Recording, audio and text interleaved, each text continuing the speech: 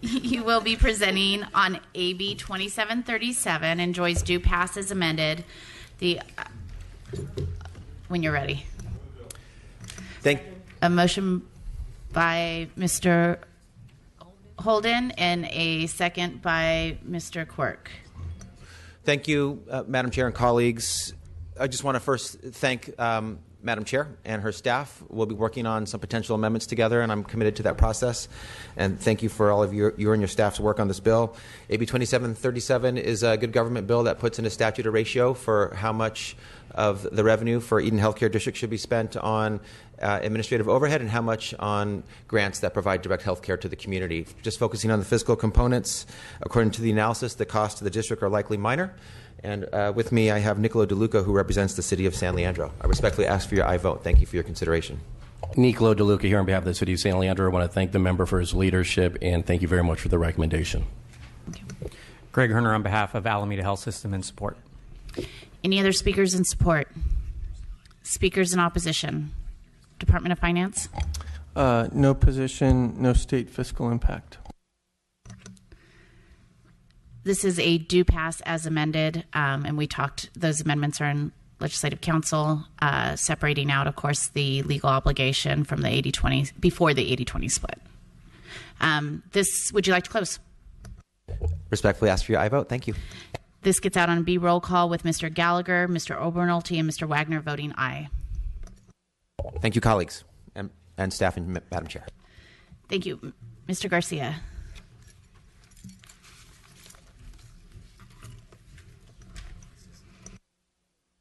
Mr. Garcia, you'll be presenting on AB 2059. It enjoys the due pass recommendation. Thank you, Madam Chair. Present AB 2059. This bill will help law enforcement curb a growing problem and will assist with leveling the playing field for the legitimate law-abiding recyclers who are losing customers to the growing black market of non-compliant or black market recyclers. An unintended consequence of the current cash payment rules regarding the purchase of scrap metal has created a growing black market of non-compliant recycling yards that allow scrap metal to be purchased for cash on the day of sale and without important and necessary record keeping. Let me be clear. The bill does not get rid of the 3x5 rule. What the bill does is it focuses on making sure that there are resources to covering the reasonable cost for law enforcement to investigate the metal theft in question. I respectfully ask for your aye vote. The bill has been moved by Mr. Bigelow and seconded by Mr. Quirk. Speakers in support? Hi, Ryan Flanagan here. We're the sponsors. I'm here on behalf of the West Coast chapter of the Institute of Scrap Recycling Industries.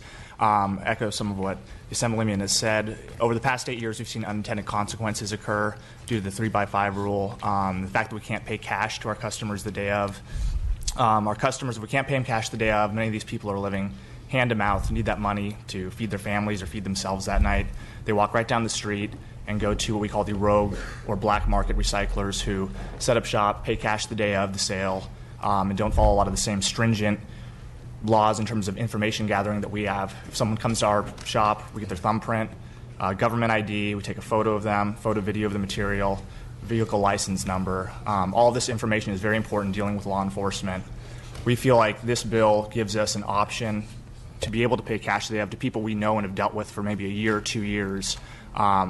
We feel like this bill will actually help curb the growth of the black market and will level the playing field. For these reasons, we ask for your support. Thanks. Good morning. My name is Roger, Deputy Sheriff from San Bernardino County, currently the Director of Loss Prevention for SA Recycling.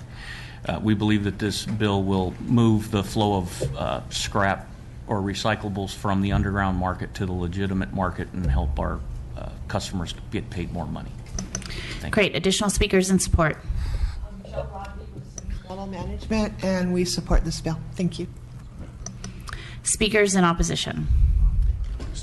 That's fine. Thank you, Madam Chairwoman and members. Bob Reeb with Reeb Government Relations on behalf of the California Central Valley Flood Control Association, the Valley Ag Water Coalition. In opposition, members, if law enforcement is an issue with these rogue or black market individuals, then we need to focus our law enforcement efforts to that regard. This 3-day wait payment rule that's on the books now is very important. Our growers and our irrigation districts are suffering losses of groundwater wells and electrical panels, and often in times of the year when the farmers aren't out in the field operating this equipment. So this 3-day wait period gives us a better chance to determine whether and discover whether we've suffered a metal theft loss. And this bill does wipe it away for those recyclers that post a surety bond. The surety bond requires that we have a verifiable loss, and a lot of this wire and sheet metal covers for these electrical panels have no identification on them. So we don't think having a surety bond as an option works for our members, and therefore we would ask for a no vote. Additional speakers in opposition. Madam Chair and members, my name is Brett Barrow with the National Electrical Contractors Association, the California Legislative Council, the Plumbing, Heating, Piping Industry, United Contractors, and the Allied Trades, and we're here in opposition today. Our contractors are on many jobs throughout the state, public works jobs, dealing with power distribution, water, street lights, highway, and bridge. And our job sites are vulnerable to metal theft. And oftentimes we have a substantial investment in the metals on that site. Copper can run into the thousands to tens of thousands of dollars for our electrical contractors. And we find situations where when we've had a theft, the expenses run even higher, far greater than the metal costs for vandalism and the safety situations that they create on these job sites that could possibly cause injuries, as well as project shutdowns and further costs for the contractors and the public agencies and project owners. We feel that the 3-day wait as a principle is a key tool for us to be able, as has been said, to discover our theft and report that theft. We do not feel that the surety bond provides us proper coverage because once the metal is gone, we don't know what recycler it went to. We have a hard time identifying those metals, and for those reasons, we oppose this bill. Thank you. Thank you. Additional speakers in opposition?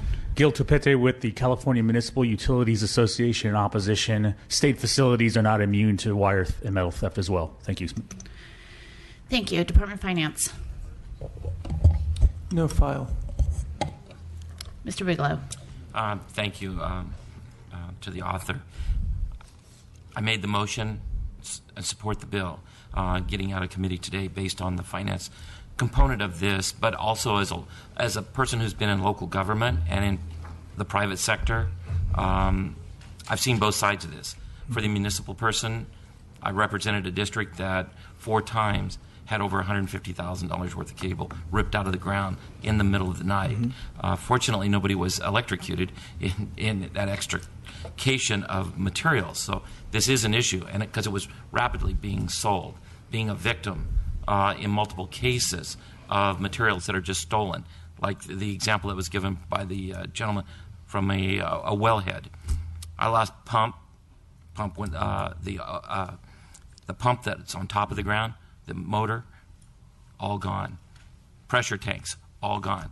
Because I don't go out to that field, and there's no reason to go to that field for weeks, unless there's some specific purpose to be there. No one's going to be there to check it. That material was all lost, unrecoverable. So I do think there is some mechanism here where you need to find some harmony with some of the opposition. In fact, I understand there's been some discussions to narrow those materials that sellers do bring in. What's the status of that discussion, if we would?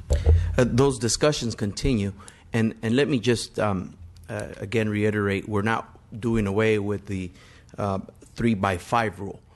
What we're doing is we're putting up a bond of surety that will assist with the investigative and enforcement component, which is the bigger problem at hand when it comes to metal theft. I too, coming from a local government background, have seen time and time again the vandalism and damage, and then the cost to replace the metal theft. And so the challenge that we've seen is that there has never been an assertive effort to fund the specific investigative and enforcement side of the good policies that have been adopted here at the state level and even at the local level. And so this allows for a fund of resources to be able to be utilized for the purpose of the investigative and ultimately the enforcement or prosecution of metal theft. And so those conversations about narrowing down to specific metals continue to take place. But I think the focus, and I would agree that the opposition has touched on the problems but no one touched on the need for resources to do the investigation and the enforcement. We have resources put forward in local government for gang task force, for narcotics task force, and this rising problem of metal theft has gone unattended when it comes to investigation and enforcement. Well, I thank you for your commitment to try to find a solution and work with those folks who have spoken opposition today, because I think they have a very legitimate point on a number of those components, and there has to be some way to fund a mechanism so that those folks that are harmed are basically somehow made whole again. Anyway, I'll enjoy working with you and make sure our staffs can connect and see if we can find a solution. Thank you very much. Seeing no other questions, would you like to close? Respectfully ask for your aye vote. And that gets out on an A roll call with Mr. Gallagher not voting.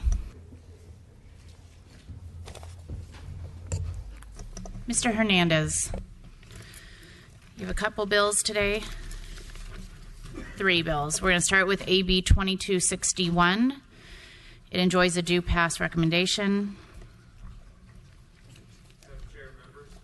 2261 will strengthen California's critical employment retaliation provisions by authorizing the Labor Commissioner to independently cite an employer for retaliation. The Labor Commissioner currently lacks the authority to independently cite an employer for that.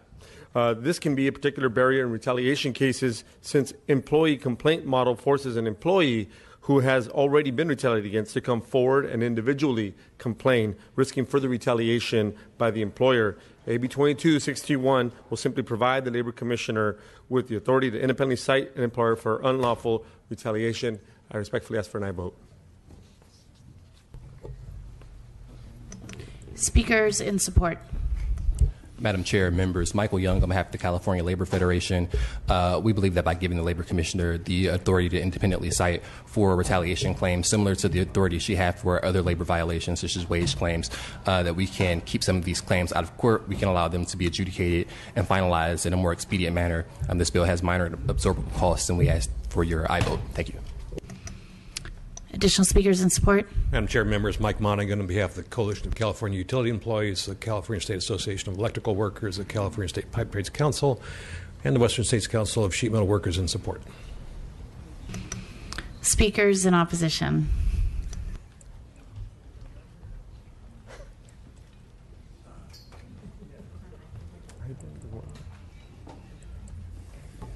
Good morning, Madam Chair and committee members. Jennifer Barrera on behalf of the California Chamber of Commerce, and we are opposed to AB 2261. California's Labor Code already has extensive anti-retaliation provisions in it, including when an employee makes a complaint to the Labor Commissioner. They're protected from retaliation by existing provisions of the Labor Code.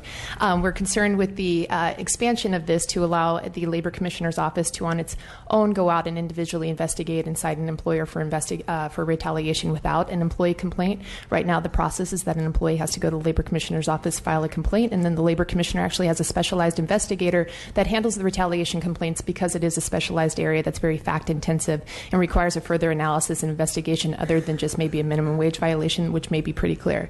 Right now, there is a 6-month statute of limitation upon which an employee must file a complaint with the department in order for there to be a retaliation complaint, and this proposal doesn't have any of those limitations. With that said, we are working with the author's office to try and resolve a lot of these procedural concerns, and are hopeful that we'll be able to do so once the bill moves out of this committee. Thank you. Additional speakers in opposition. Madam Chair, Chris McKaylee on behalf of the Civil Justice Association for the same policy concerns that Ms. Barrera outlined. Thank you. Good morning. Brian Little with the California Farm Bureau Federation, also in opposition. Thank you. Good morning, Madam Chair and members of the committee. Javier Gonzalez here on behalf of the California Restaurant Association. I'd like to align our position with those of the Chamber. Thank you.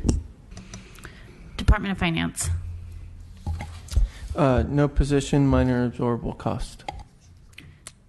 Thank you. Are there any questions? Mr. Hernandez? Move the bill. Mr. Quirk moves the bill.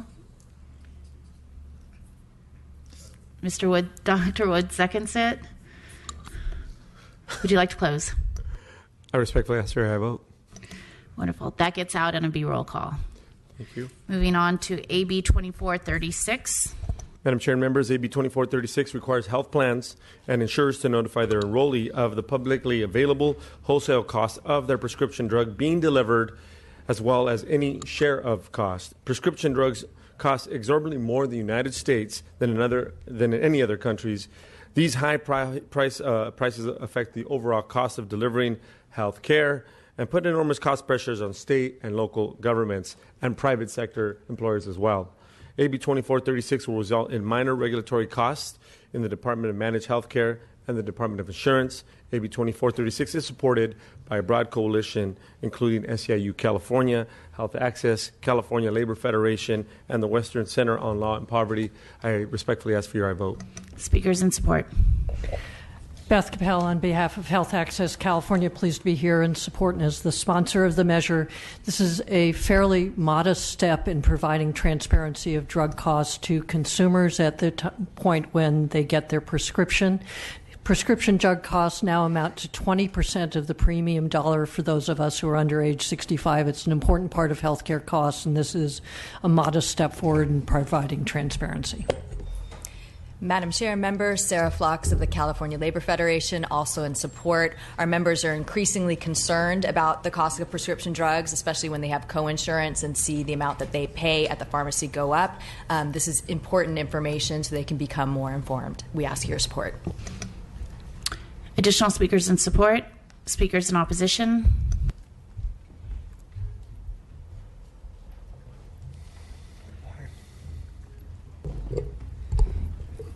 Good morning. Sherry McHugh representing the California Chamber of Commerce. We are unfortunately opposed to the bill.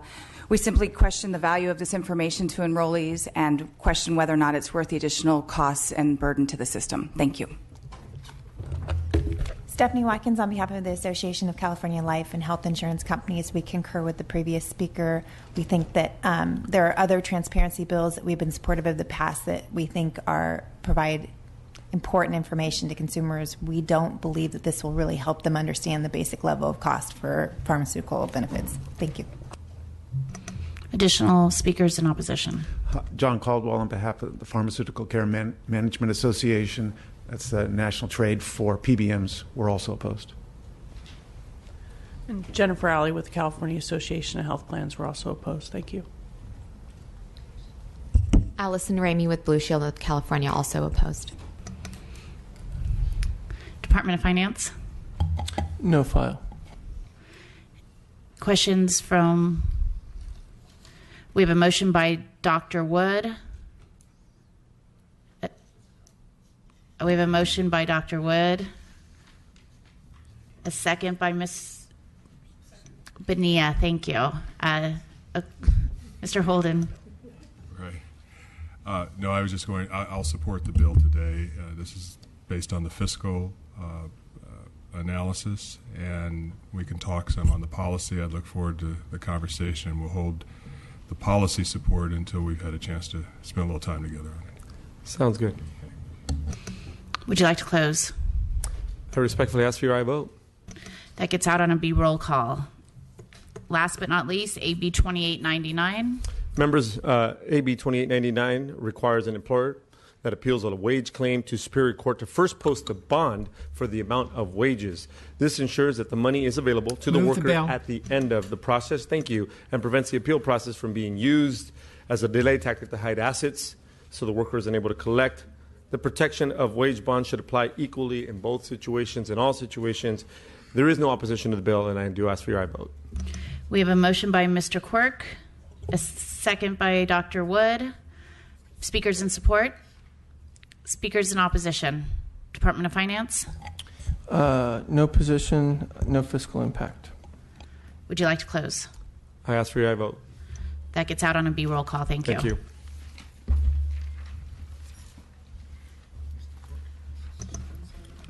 Mr. Quirk, you would? No. I'm not going to. No. Dr. Wood.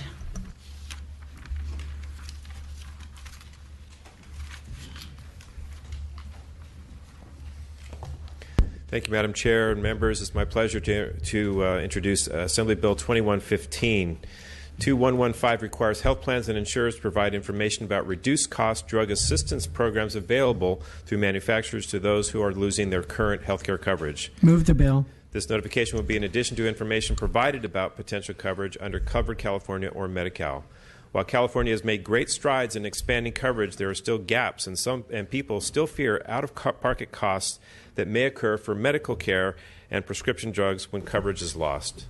I believe drug assistance plans can help play a role for people who may be in between jobs and without comprehensive coverage by making information available to them.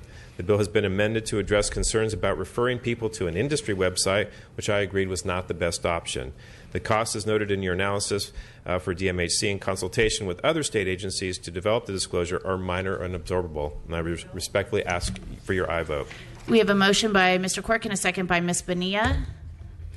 Greg Herner on behalf of the California Life Sciences Association. Very thankful to Chairman Wood for authoring this bill. We appreciate the feedback and agree with the amendments. The state of Washington has a more robust program, but they found that folks that can access these programs have a 50% reduction in hospital visits and emergency room visits. So I think there's an overall cost savings to the healthcare system by helping inform consumers how to get access and be able to stay on medication. Any other speakers in support? Good morning, Madam Chair and members. I'm Fred Noel, representing Pharma in support. Thank you. Any speakers in opposition?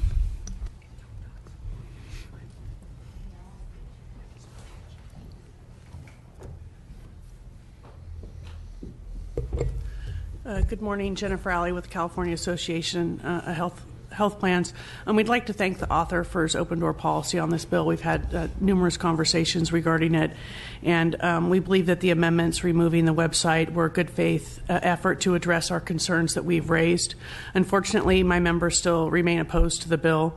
It changes the nature of the notice that is sent to enrollees when they have lost insurance on the options available for them to obtain and find other coverage. And we think it will cause some confusion to direct the uninsured to drug discount programs offered by companies. We believe it runs counter to the purpose of the measure. We have a lot of questions about the true purpose and the impact of these drug company coupons. These programs increase demand for brand name and costly drugs over low cost and equally effective generics. Reformulating the notice template will add another administrative cost for our membership at a time when our health insurance markets continue to be in transition. Thank you. Any other speakers in opposition? Department of Finance? No file. See no questions. We have a motion by Mr. Quirk and a second by Ms. Bonilla. Would you like to close? Just respectfully ask for your aye vote. And this bill passes with the Republicans not voting. Thank you, Dr. Wood. Thank you very much. We are still waiting on Mr. Ridley Thomas. In between, I will go ahead and present.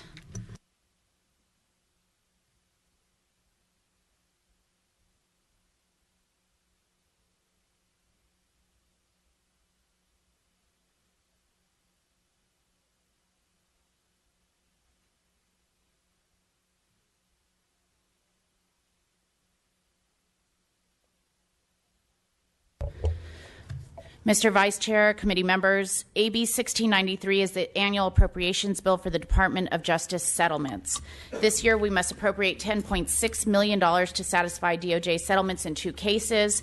Pacific Merchant Shipping Association. Thank you. There is an individual here from the Department of Justice for any technical questions. I respectfully ask for an aye vote. Speakers in support. Chuck Cole on behalf of the Pacific Merchant Shipping Association in strong support, and thank the author for the bill. Speakers in opposition. Department of Finance. We support this bill because it provides the funds necessary to pay claimants in administration improved settlements. The bill would appropriate $10.6 million from the general fund. Questions from members. Questions from members. I know I heard that too. A question. Oftentimes in cases, there are large settlements. And in those settlements, let's pick a number, 8. $8 million is the settlement. $3 million goes to the plaintiff. $5 million goes to the attorneys. It wasn't that hard of a lift for the attorney. in that particular case. In fact, it was actually no work at all. The client gets less. We start seeing that in example after example, where the plaintiffs really get nothing out of this, and it just kind of goes off to the side. How do we rectify that? Maybe through this. As you know, this is an obligation of being the chair of appropriations. I did not settle these lawsuits. I equally read the lawsuits, and I have to be honest, was very shocked and somewhat disgusted to see a settlement of a child abuse, basically, case by the department and having a disproportionate amount of that money go to attorneys. That is not my decision. My decision is that we need to pay this because it's now legally binding, and for every day we don't pay the settlement, we will be costing our state thousands of dollars. So I share that concern with you. This was the first time I've had to look at cases that have been settled. I think that it was a little shocking, but our job, of course, in this committee and with this bill is to go ahead and pass it through so we can pay these legally binding requirements and make sure that we're not costing the state more money. And I thank you for that response. This is our way of being able to vent our frustrations professionally and let those that are listening to us understand our feelings are genuine and strong, and this issue needs to be resolved. Thank you for helping with that, and I appreciate it. Are there any other comments from members? This bill is out. Republicans are not voting, except Mr. Obernolte is an aye vote. We have another bill for Mr. Ridley Thomas. He's not here. Would the chair like to present, or a member do you want to handle We it? will. We actually, Mr. Garcia would like to present on one of his suspense candidates. We'll go ahead and allow him to do that. Absolutely. It's part of strategy to help Mr. Ridley Thomas out here. Good morning. Due to the enthusiastic interest to this issue, I thought it would be important to present, and I've had some conversations with some of our colleagues up here. AB 244 is a park bond for the state of California. It's been close to 14 years since this body has advanced a statewide measure to the voters which underwrites improvements in our outdoor park and natural settings. We all know the benefits that parks have not only to the state but to our local communities as it relates to education, health, and our economies. We need to make sure that our parks are mindful of changing faces in California, the growing populations in our urban and rural areas, and we know that there is a significant lack of green space throughout the entire state of California. This bill contains a blending of some familiar programs such as per capita, state and park improvements with an emphasis on deferred maintenance, and statewide parks program. This bill will also prioritize at-risk communities and those who are considered park poor. Additionally, AB 244 has an eye toward emerging trends such as trail development and built in natural environments to promote connectivity. Lastly, this measure will go beyond investing in projects that reduce and sequester carbon to those that protect our shorelines and the other landscapes from consequences of global warming. And so I want to underscore that our office has been working collaboratively with a number of stakeholders from throughout the state, along with different members from both Republican and our Democratic colleagues. I think we have a unique opportunity to put together a bipartisan park bond that could address the many needs that the state of California has. We have a couple folks here to testify. They will be brief, but thank you, Madam Chair and members, for allowing me to present this item that's on the suspense file. Thank you. Speakers in support. Good morning, Chair and members. Katrina Robinson here on behalf of the California Association of Local Conservation Corps, the Urban Corps of San Diego County, the Los Angeles Conservation Corps, the Ocean Conservancy, and the Land Trust of Santa Cruz County in support of the bill.